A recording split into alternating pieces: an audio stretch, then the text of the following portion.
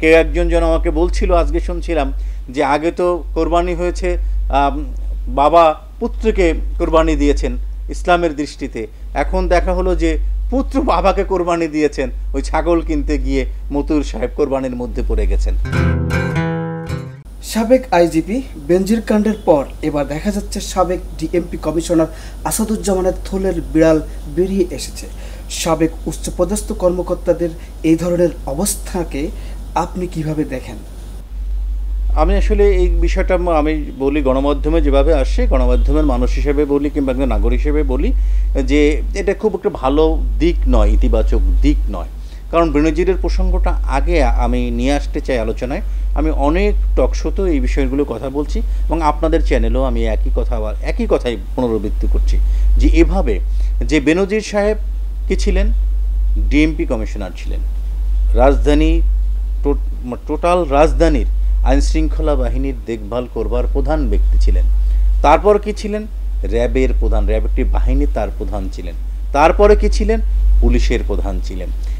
খুব ধারাবাহিকভাবে সে 10 বছর এরকম গুরুত্বপূর্ণ দায়িত্ব পালন করেছেন এবং এই গুরুত্বপূর্ণ দায়িত্ব পালন করবার সময় ওনার বিষয়ে যে অভিযোগগুলো রয়েছে সেই অভিযোগগুলোই তদারকি করবার জন্য কিংবা এই সংকটগুলো নিরসন করবার জন্য বা এই ধরনের অপরাধ যাতে কেউ না করে সেইটা দেখভাল করবার জন্য, নিরুৎসাহিত করবার জন্য, বিচারিক আদালতে তাদেরকে সোপর্দ করবার জন্য উনি দায়িত্বের প্রধান ব্যক্তি ছিলেন। উনি যদি এই কাজটি করেন তাহলে বুঝতে হবে উনি তো একাই এই কাজটি করেন না, ওনাকে এই ধরনের আয় করবার জন্য কেউ না কেউ তো ওনার বাহিনীর মধ্যেও সহযোগিতা করে থাকতে পারে। উনি একা ওনাকে যদি এরকম করে আমরা বলে ফেলি তাহলে ওনার সহযোগীদের বেলায়ও কিন্তু আমাদেরকে নজর দিতে হবে যে শুধুমাত্র উনি একা নয়, ওনার স্ত্রীর নামে সম্পদ হয়েছে, ওনার সন্তানের নামে মেয়েদের নামে সম্পদ হয়েছে বেনজিরের, ব্যাপারটা খুব তাই নয়। এই সম্পত্তি যারা জোগাড় করবার জন্য অনুঘটকের ভূমিকা পালন করেছে তাদেরও কিন্তু কোথাও না কোথাও সম্পত্তি হয়েছে, হয়তোবা সেখানেও কিন্তু রাষ্ট্রের বা দুর্নীতি দমন কমিশন ওনার সাথে যোগসূত্র যাদের ছিলেন সেদিকটাও নিয়ে আসতে হবে। তার পাশাপাশি যে প্রশ্নটা আমাকে করেছেন, মুখ্য প্রশ্ন যে আসাদুজ্জামানের থলের বিড়াল, এখন থলের বিড়ালের ব্যাপারটা হচ্ছে উনিও কি ছিলেন, যে পুলিশের ঢাকার কমিশনার ছিলেন এবং মাননীয় প্রধানমন্ত্রী তাকে কিন্তু একটি দায়িত্ব দিয়ে প্রধানমন্ত্রীর কার্যালয়ে কোনো না কোনোভাবে একটা সময় ওনাকে সংযুক্ত করেছিলেন এবং ওনার আয়টার মধ্যে আমি বলতে চাই না যে ওনার এই যে সম্পদের বিবরণী গণমাধ্যমে আসছে এটা সঠিক আমি বিশ্বাস করতেই চাই না, কিন্তু তারপরও আলোচনার জন্য বলি একদম তো আর এটা মিথ্যা না, পুরোপুরি তো আর মিথ্যা না। তাহলে এই একটা জীবনে একটা মানুষ চাকরি বাকরি করে কেমন করে এত অর্থবিত্তের মালিক হয়? এত অর্থবিত্তের মালিক হতে হলে তো কোনো না কোনোভাবেই তাকে লিগেল ফ্রেমে হতে হবে।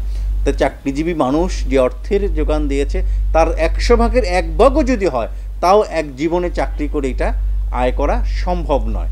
তাহলে যদি সম্ভব না হয় তা ও একটু আগে বেনজির সম্পর্কে যে কথাটা বলেছি যে বেনজির সাহেব কীভাবে আয় করলো, তার যারা এই আয় করতে গিয়ে অবৈধ আয় করতে গিয়ে যারা অনুঘটকের ভূমিকা পালন করেছে সেটা তার যেরকম রয়েছে আসাদ সাহেবের তো রয়েছে, এরকম রয়েছে।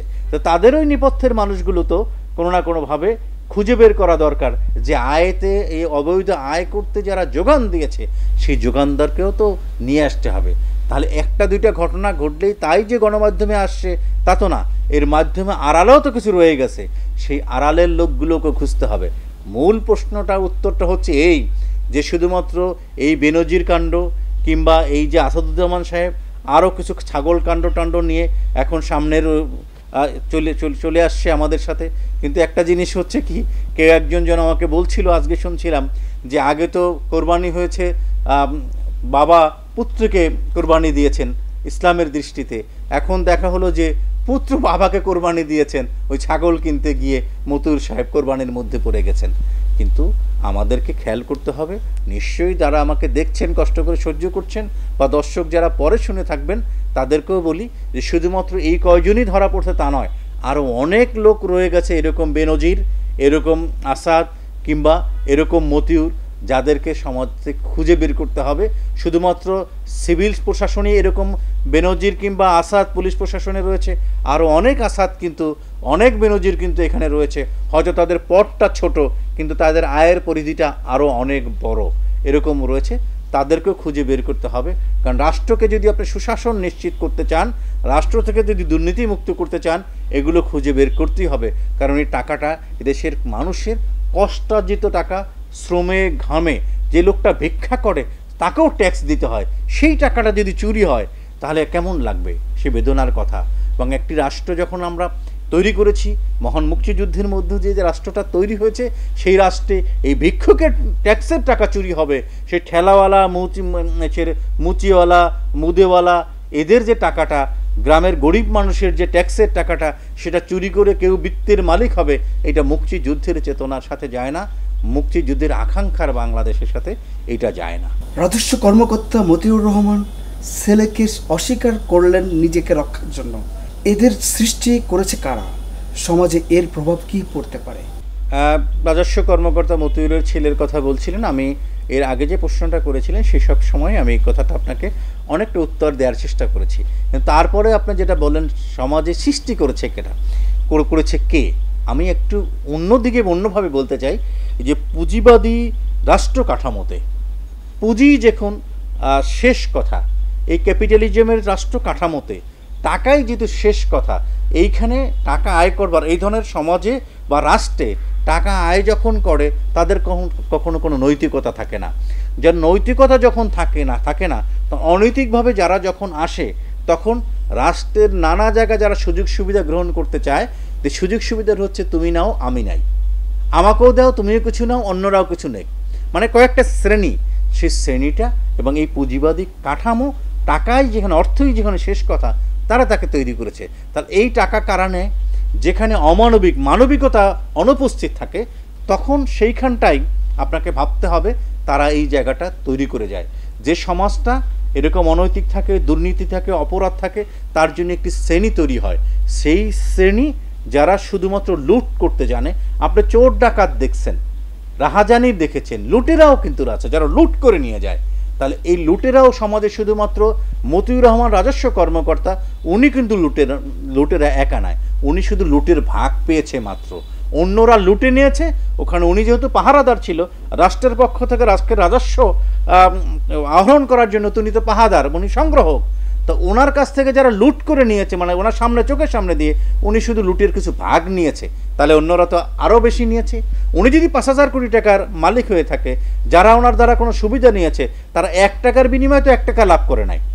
যারা সুবিধাটা নিয়েছে ওনারা তো রাষ্ট্রের অন্য যারা ব্যবসায়ী বা যারা ট্যাক্স ফাঁকি দেয়, যারা রাজস্ব সেটি আমদানি রপ্তানিতে ট্যাক্স ফাঁকি দেয়, তারাই তো।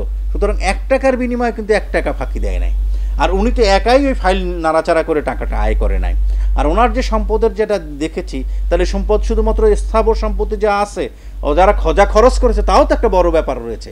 সেগুলো কারা করেছে? সেখানে এই টাকাগুলো তো সমাজের অন্য কেউ না কেউ তো আয়টাও করেছে, তাদের খুঁজে বের করেন। উনি যে ফাইলগুলো স্বাক্ষর করেছে সে ফাইলগুলো তদন্তের মধ্যে নিয়ে আসেন। ওনার চাকরি জীবনে কোথায় কোথায় উনি ফাইল সিদ্ধান্ত নিতে ভূমিকা রেখেছে সেইগুলো দেখেন, সেগুলো খুঁজে বের করেন। সেগুলো খুঁজে বের করবার পরে কিন্তু দেখবেন যে উনি কেবল তৈরি হয়নি, মতি কেবল তৈরি হয়নি, ওনার ছাগলকাণ্ড কেবল তৈরি হয়নি, ওনার সাথে উনি আরও 1000 খানেক ছাগলকাণ্ডের লোকজন তৈরি করে রেখেছে। তাদেরকেও কিন্তু বিচারিক আওতায় নিয়ে আসা যাবে। তখন একটি সামনে নিচে চলে আসবে এমন ঘটনা, অন্য যারা করছেন বা ভবিষ্যতে যারা এই দায়িত্বে থাকবেন তারা কিন্তু নিরুৎসাহিত হবে। একটু শোভন এবং সুশাসনের দিকে এই সেক্টরটা আগাবে।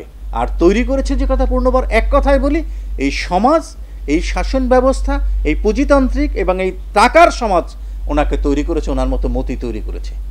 দেশ বরেণ্য সাংবাদিক হিসেবে বাংলাদেশের বর্তমান পরিস্থিতিকে কিভাবে দেখছেন? ধন্যবাদ আপনাকে। যতটা না সাংবাদিক হিসেবে আমাকে প্রশ্ন করেছেন, তার চেয়ে আমি একটু নাগরিক হিসেবে কথা বলতে স্বাচ্ছন্দ্য বোধ করি। তারপর পেশাগত বিষয়টা তো আর এড়িয়ে যাওয়া যাবে না, সেই হিসেবে আপনি আমাকে প্রশ্ন করেছেন, আপনাকেও সাধুবাদ জানাই। এখন বাংলাদেশকে নিয়ে স্বাধীনতার পর থেকে নানা সময় নানা সংকট, চরম বিভিন্ন ধরনের বিপদ ছিল, অনেক চড়াই উতরে পেরিয়ে দুর্ভিক্ষ বা কষ্ট, অর্থনৈতিক দৈন্যতা, রাজনৈতিক দৈন্যতা নানাভাবে এই পর্যন্ত আসছে। এই 50 বছর বা 52 বছর বাংলাদেশ পেরিয়ে গেছে। এখন এই বাংলাদেশকে খুব ছোট বা একটি উঠতি জাতি বলা যাবে না, কেন এই জাতিরও এই যে জাতিসত্তা, যেমন স্বাধীন একটা জাতিসত্তার তৈরি হওয়ার পরও 52-53 বছর পেরিয়ে গেছে। সংকট কিছু সামনে রয়েছে, আমাদের কিছু অর্থনৈতিক সংকট রয়েছে। অতি সম্প্রতি এমন কিছু বিষয়গুলো গণমাধ্যমে যে আসছে, কিংবা 3-4 মাস আগে যে নির্বাচনটা হয়ে গেল, সেই নির্বাচনের পর মধ্য দিয়ে কিছু সংকট ছিলই সামনে, কিন্তু সেই সংকটটা কেটে গেছে এইটা আমি মনে করি। কিন্তু তারপরও মানুষের মধ্যে গণতান্ত্রিক চেতনার যে ঘাটতি, মানে আকাঙ্ক্ষা রয়েছে, সেখানে কিছু ঘাটতি চোখে পড়ে, এবং সেই ঘাটতিগুলো হয়তো কেটে যাবে। হয়তো মানুষ আশাবাদী, মানুষ বাঙালিরাও আশাবাদী, দেশের মানুষও আশাবাদী। কিন্তু আমরা যে প্রত্যাশা ছিল মুক্তিযুদ্ধের পরে একটি স্বাধীন দেশ হওয়ার পরে, সে প্রত্যাশাটা পুরোপুরি পূর্ণ হয় না, এবং সেই প্রত্যাশা পূরণের জন্য তো এখন লড়াই করতে হবে। আমি বিশ্বাস করতে চাই এইভাবেই যে সেই লড়াইতে যারা রাষ্ট্র ক্ষমতায় রয়েছে, কিংবা রাষ্ট্র ক্ষমতার বাইরে রাজনৈতিক শক্তিগুলো বা সমাজ শক্তিগুলো যা রয়েছে, সেই সমাজ শক্তিগুলো ক্রমাগত ধারাবাহিকভাবে লড়াই সংগ্রাম করে যাবে এবং চেষ্টা অব্যাহত রাখবে।